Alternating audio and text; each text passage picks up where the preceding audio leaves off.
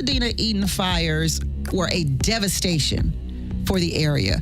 Mainly the generational wealth that was lost. Right. How long had you been in the area? Well, I've been in the area since 2004, so I consider myself relatively new.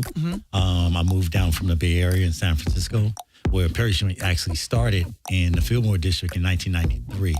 So I was there until 2004, and then I moved down to Altadena, where I wanted to raise my family, and I've been there since 2004 and running Perry's Joint. So. Yeah. So Perry's Joint is your sandwich restaurant. Yes. Emmett was like, is Perry bringing sandwiches? Yes, I said, I did not request Perry to bring sandwiches. I was thinking about it. But I was pressed for time. But I really thought about it, so I apologize. Good. Next time. Do not apologize. Next that time. is not what this is about. Yes. This is about how you came to the rescue of the community when those fires happened. What put you in that position? Can you take us back to the day the fires happened, Perry? Yeah, I can. It was interesting. It was, for me, it wasn't the first time that I saw the fires on the mountain. But like everyone else and people that lived there, like all their lives, like we never thought that the fire could come off of the mountain and do what it did, right? So I didn't think much of it like anyone else. The mountain was on fire, no big deal. But when I woke up that morning, it had to be, I believe it's the 8th of January. I woke up, it was maybe about 3 o'clock in the morning, and my house was full of smoke. And that never happened before. 3 a.m. in the morning. 3 a.m. in the morning. And I knew something. I live on Woodbury and Navarro, which is pretty far from the mountains, right? And you would think it would never make it down that far. But the house was full of smoke, and I knew something was wrong. This was different than before. And so about 4 o'clock, we started to get the warnings that we had to evacuate. And I knew it was serious. So everybody started to basically get out. And, it was new for everyone. So we didn't know what was going to happen. So was there a lot of confusion, or was it an orderly disbursement? No, it was odd because things were on fire and you didn't see a lot of fire engines. You saw maybe one or two, but blocks were just on fire, so it was just, again, it was something that you saw in the movies. Right. Right. And someone described it as apocalyptic. Yes, Would you describe it as that intense? Yes. When I finally decided, we finally had to leave maybe about 4:30, 5 o'clock in the morning. I looked across Woodbury, across the street. We lost a block to the north and a block to the west. I saw a fire the size of a fire you would only see in Hollywood. And the cracking, because you hear the crack and then the pops of the transformers. And you didn't know they were transformers at the time, but there were big booms that were going on. Right. And you didn't know, what is that? But there were the transformers that was blowing. And it was, again, something that at that time, it was just, how can I secure the family? How can I get the family safe? Right.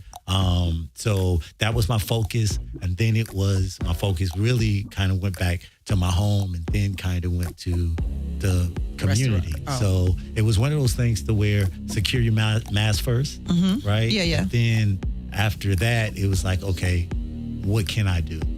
But a part of me felt really helpless because this was a lot bigger than what I've ever tackled in my life. I always look out after my community. So it wasn't new for me to say, well, what made you step up when the fires happened, right? Well, I really didn't step up. I just did what I always do, right? I support my community. I do whatever I need to do. I fill whatever potholes, whatever. And it's something that I'm deliberate about what I do in the community. That's every day. excellent. That's excellent. When you say you heard the transformers cracking and popping and everybody, I guess, heard it. Yes. Is that the part where the city went wrong and were it not for them, I guess, maintaining them as they should have, that fire would not have existed? Right.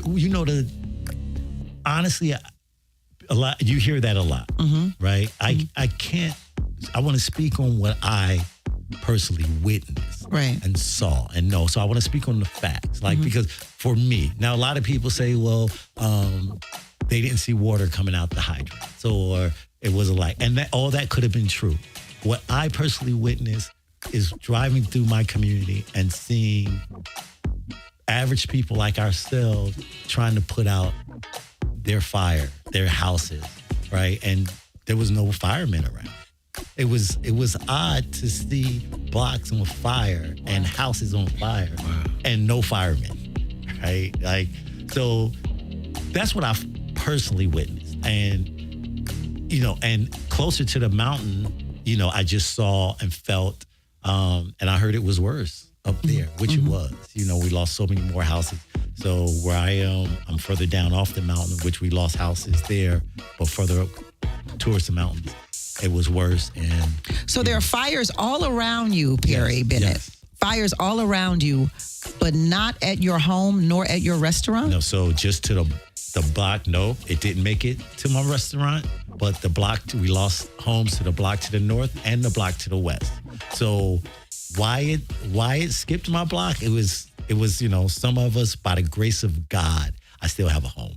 And some of us that are there, by the grace of God, we still have a home, but it's not good. The reason I moved to Southern California is because of Altadena. Can you explain? Well, I was, like I said in the beginning, I lived in San Francisco. Right. And so I had a 8-month-old and a 2-year-old at the time with my wife, and we just didn't want to raise them in San Francisco. Not saying that San Francisco is not a great place. So what is it about Altadena? Altadena was, we came down here and I saw parks. I saw a black community that lived in homes. I didn't see a bunch of projects and burnt out cars. It wasn't the city. You know, one of the things that I went to the top of the hill, someone showed me a park at the top of the hill, and for the first time, I saw a young all-black baseball team. Wow. Right? I never witnessed that in my life. You know, like black kids actually at a park. Man, you don't see that in the city. Like San Francisco and Oakland didn't really give you that. Right? They gave you other things, but not that. And I knew that energy is what I wanted to raise my children. So you felt connected to the culture in Altadena. For sure, 100%. Yeah. And how is it that you don't lose your home, you don't lose your restaurant, but everyone around you has? And so now your restaurant is just kind of there because nobody's buying sandwiches in the middle of a fire when they have no home. It's burnt to the ground. Right. So how is it that you come up with this idea to service people, and how did you service people? Oh, for me, it was a no-brainer, right? It was, for whatever reason, it was cold. We had no electricity. We had no heat. We had water, but the gas was off, so nowhere to heat the water. And people that had homes that were there, and it was like a war zone. So people are stuck in the homes. There's nothing around us to eat. Everything's closed. You have the National Guard blocked off our block, so you couldn't go up to Altadena. And what was people going to eat? I didn't have anything to eat, right? So what I could do, I said, Restaurant Depot, where I pick up my supplies, is still open. So I said, okay, Sunday was coming. I was like, look, I'm gonna just make breakfast. I don't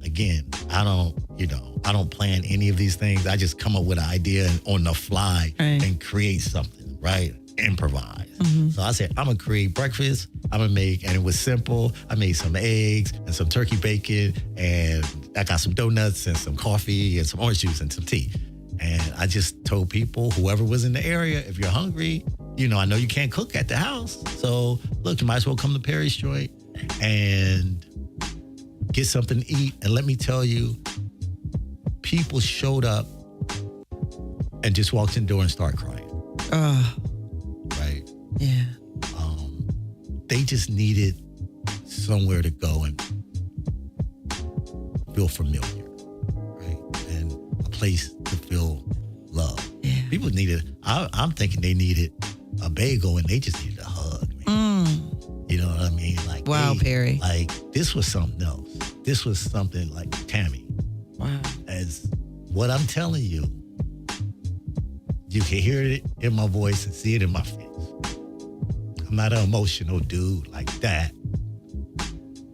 But this was real, right? It was something that we've never experienced or seen any like this on this magnitude, right?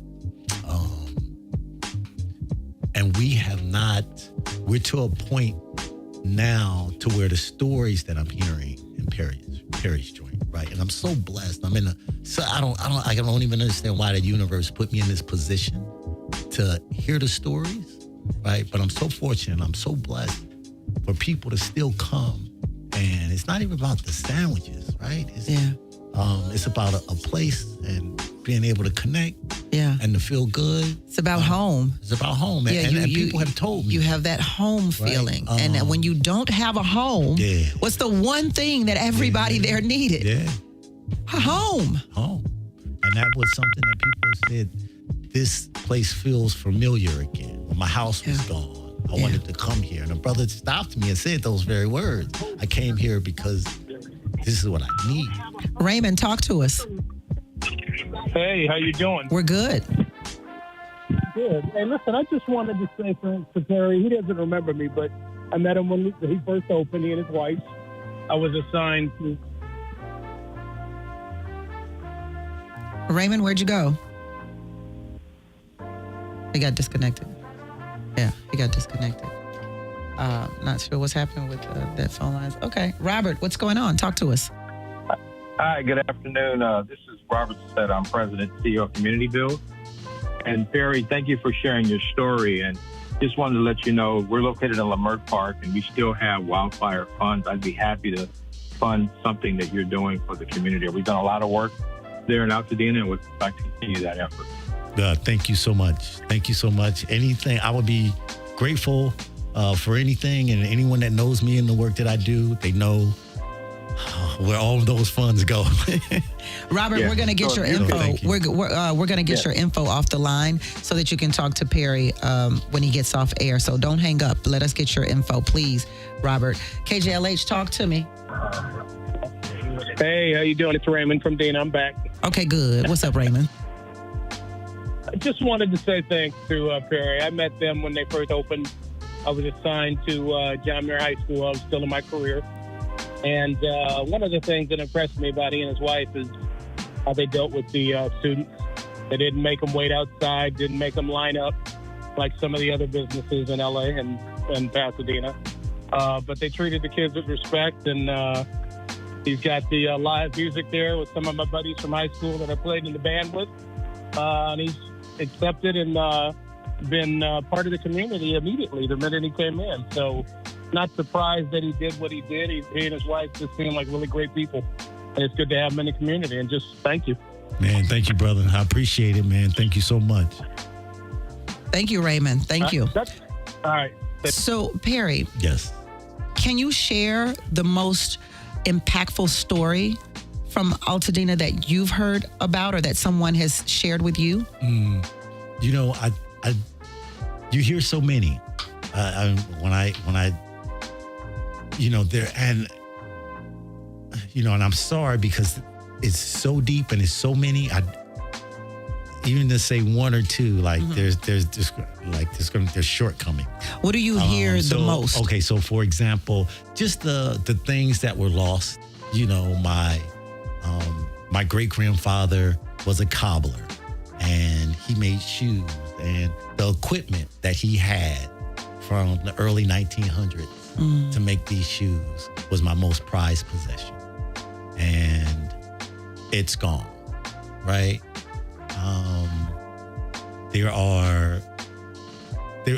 I went to an event and I saw one sister. They lost the mom's house. They lost the mom's house, the grandmom's house, and the great grandmother's. They lost everyone's home, right? And she said, I have new clothes, but these aren't my clothes. I have new shoes, but these aren't my shoes. She said, everything of mine is gone. And even though I live in a place and the place is really nice and it has a pool, I've always wanted a pool, but I wake up and I just want to go home. I just want to go home. Yeah. And I can't go home. And even though I'm going to rebuild, I can never go home. There's things that people are still trying to figure out insurance. People are still trying to figure out how to, we haven't even got to a point to where we could grieve, truly. The impact. I walked outside, this was last week, and I saw a fire engine coming down the street Lincoln, and these are the things that we're dealing with. And seeing this fire engine from 3 blocks away coming down the street, and this was just last week, right?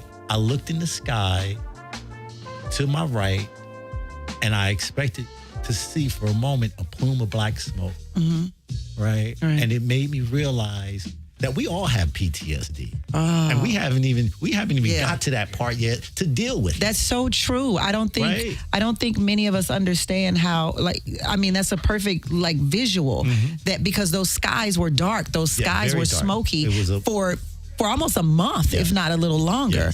And so now the skies are clear, but you still expect to see the smoke. And I looked up in the sky. That is a part of PTSD. Yes. Yep. Oh yeah, I don't think any of us thought that. Yeah, right. And or hearing a fire engine. Or hearing a fire engine. So these are things that we haven't even yet to get to the point to deal with, because people are just displaced, still trying to figure out where they're going to live. So it's very difficult to deal with your mental and emotional state when you're still trying to find out where you're going to live. Yes. Wow. What are you doing now, Perry? How is the restaurant? Are people coming in, or are the homes still down and no one coming into the restaurant? How are you diving into the community at this point? Right. You know what? I'll tell you this. I will be honest, man. And I cannot. Again, I don't know what happens, but normally when something happens, right? So when there was George Floyd, Breonna Taylor, when there was COVID that happened, when things happen for whatever reason, the community rallies. Yeah.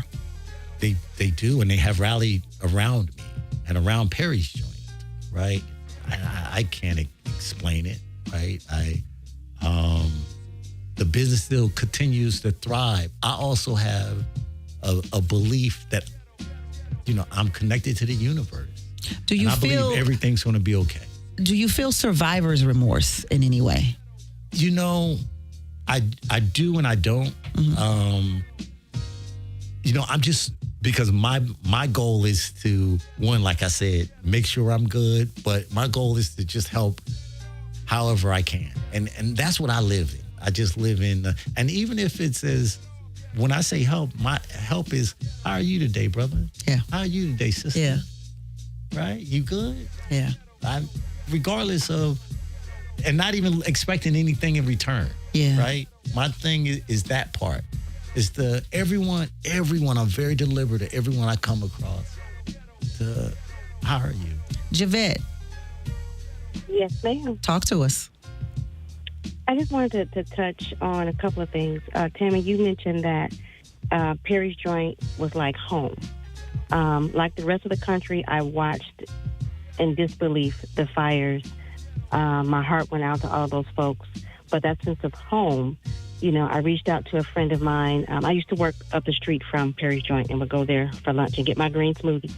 But I talked to a friend of mine who also worked there, and that was one of the first couple of questions I asked. I said, how's Perry's joint? Because it felt like family. Like, is he okay? Because I know what you gave back to the community. If no one's ever been to the restaurant, there's always articles and papers and things that celebrates the members of the community. Really trying to promote what's going on, giving our young folks an opportunity for scholarships and, just advertising and things like that, but giving back. So it felt like family, that a family member could possibly be losing their home or losing their business. So kudos to you, brother, like you said. I appreciate it. You are in touch with the universe. You are here for a reason. And, that survivor's remorse, there's bigger plans for you. Yeah, thank you. And that's why I think the business was able to stand, because there's something that you are destined to give back to that community. So thank you for all you do for the community. And I'll be down soon to get my green smoothie. I'm from Long Beach, so I'm going to make that trip. She comes all the way from Long Beach to get her green smoothie. I might have to get one of those if they that good. Green smoothies every day. Hi, Eric. Hey, Tammy, how you doing? Good. I have a question for Mr. Perry. Yes, sir. I want to say that I like to know why something happens to me. one time I got beat up, and I wanted to know, why did he beat me up? What did I do? Right. And so this might not be a question that you can answer. It might not be a question that you should answer, but I'm going to ask it. Okay. Why did these fires happen? What happened? I've heard rumors, but what burnt down this city? Right. And why? Right. Yeah. Okay. So again, I hear, I'm like a bartender, everyone comes in and they tell me their theories and why it happened. And let me please just tell you just who I am, right? I'm not one to speak on hearsay or speculation. I really just try to, honestly, it's going to come out my mouth, I really try to speak on the facts. And I wish I had a better answer for you than say, Edison's at fault, or the fire department's at fault, or Newsom's at fault. All these other things that people would say, this is, they deliberately didn't have water there, right? But let me just tell you how I feel. And when I say I'm connected to the universe, that's how I live my life, right? There are no accidents, brother. I promise you. And in our minds, there's things that we don't understand, and we always ask, why did things happen? Usually if it's negative. But I'll tell you, maybe it'll take 10, 15, 20, 25 years, but you always look back on those things that you say, why did that happen? And then you start to get a deeper understanding of why things happen to us. The universe will slowly reveal itself. And you can say the universe, or you can say God, but I believe what we live in is so amazing, brother. There are no accidents. For whatever reason. Perry, what did you see water? Was there water? I didn't see water. Okay. And I'm just being truthful. Like, yeah, I did you not, were there, so that's why I'm asking. I did not see water. I did. Again, I barely saw fire trucks. Fire trucks. I saw Adrian. fire, and I saw. Yes. Go ahead, Adrian. Fire. Right. Hi, Perry. Hello. Hi, Tammy. I'm from Altadena, born and raised, and you've never met me, but I know you so well. And I just got to tell you, like, my relationship with you started because my dad was incapacitated at the time of the fires. Okay. But even prior to that, we would always order from you. It's just, we would always go to the Sierra Madre location because it was closest to where we stay at. Yeah, thank you. And the funny thing about all of that is, when I was listening to your story on the radio just a few minutes ago on how the fires happened for you, it just had me thinking back to the day it happened for us, because we had to evacuate on January 7th. Yes. And we noticed the fires. It was weird because, I got family all over Pasadena, so other family members on the other side didn't even know about the fires. And I just remember going live on Facebook, and I was just telling people, like, the sky's red, this is crazy. And then the next thing I knew, my brother comes running in the house and was like, get out. Yeah. And I'm like, get out. We can't get Dad out the house. And then the funny thing is, the fire trucks kept passing us up. But I had called the fire department, and I had called the paramedics like 5 or 6 times, like, hey, my dad can't walk. He's in hospice at home. My mom's like 77. We need help. Oh, my God. And then they kept saying they were going to send someone, but they never did.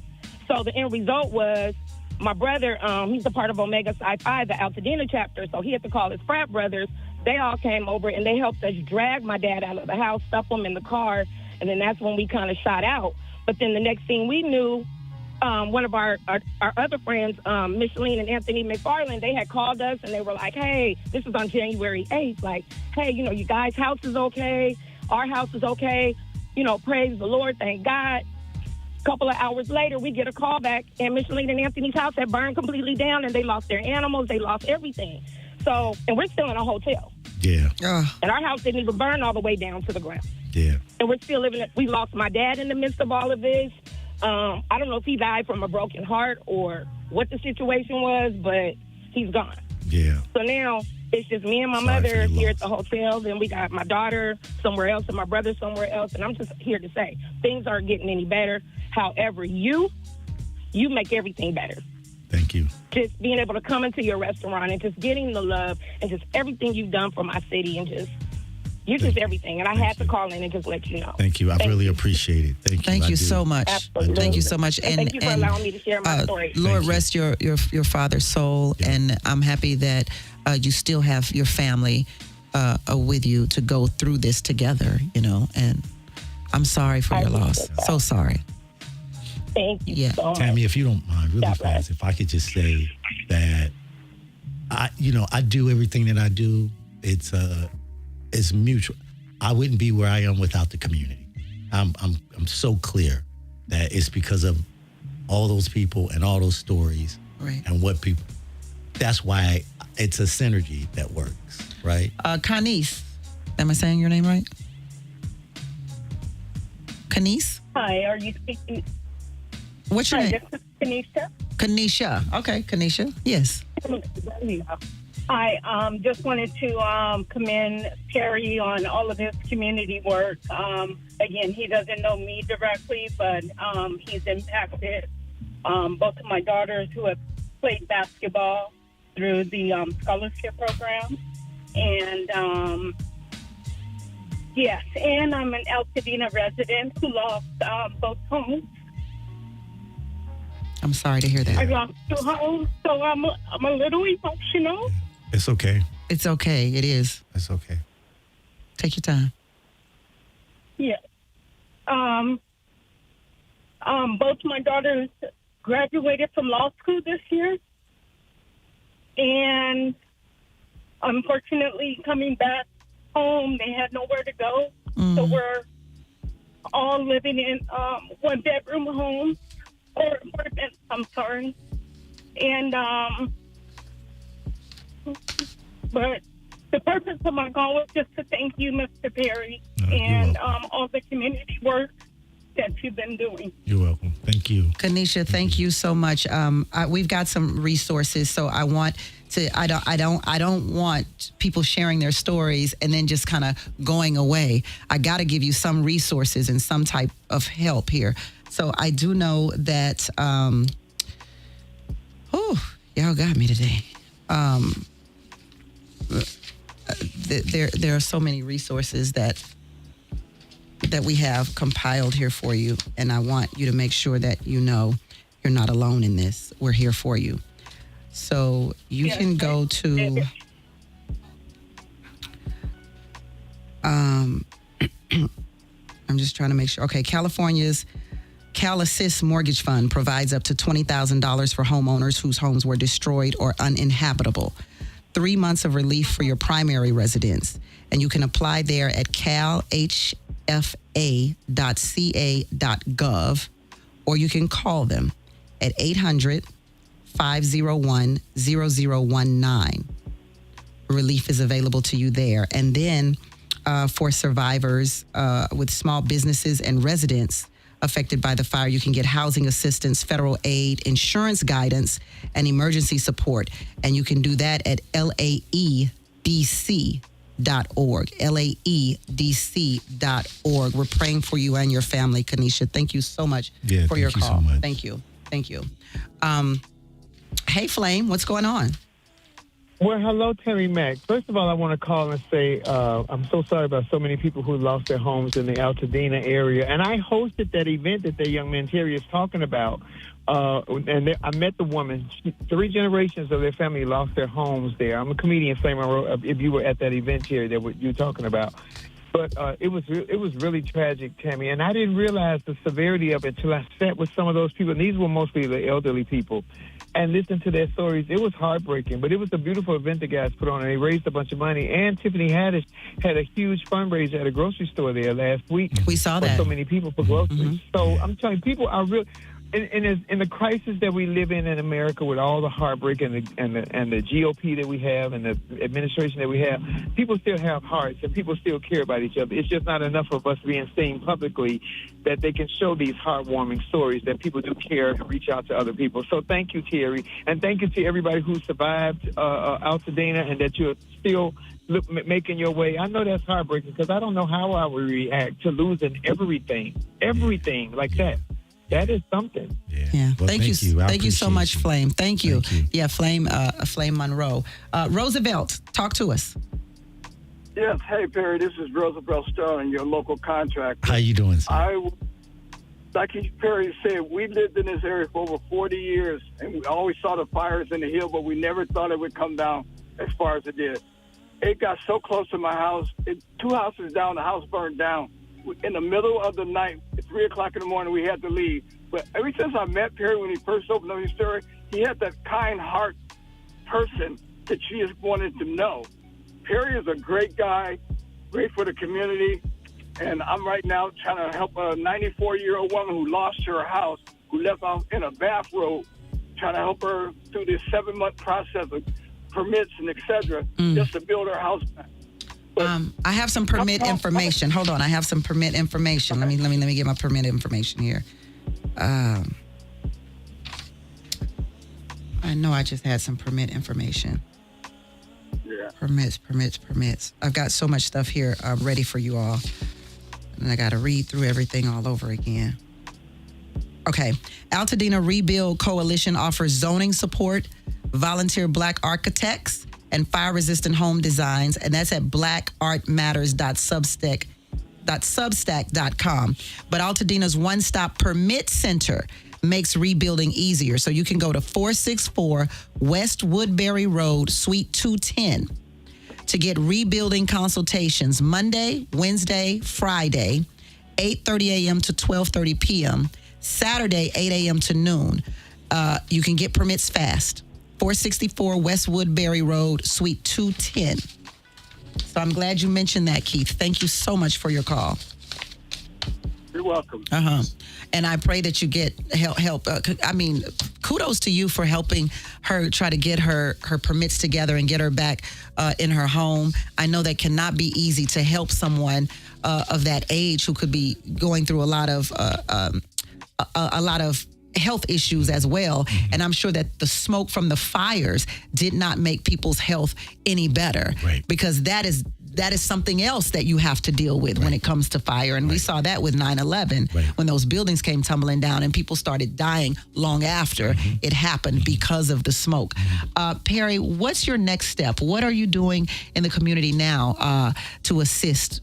Because that is, everybody's called and said that's who you are. Right. So how can we help you, and what's next for you? Right. Okay. I get this question a lot about what's next. I can tell you right now where I am, and I think I can speak for a lot of people, is that what has happened is so devastating. I can say for myself, I'm a dreamer. I live in the future. I think about all the possibilities of what can be. But the reality of what has happened to us is that I can't even afford to dream right now.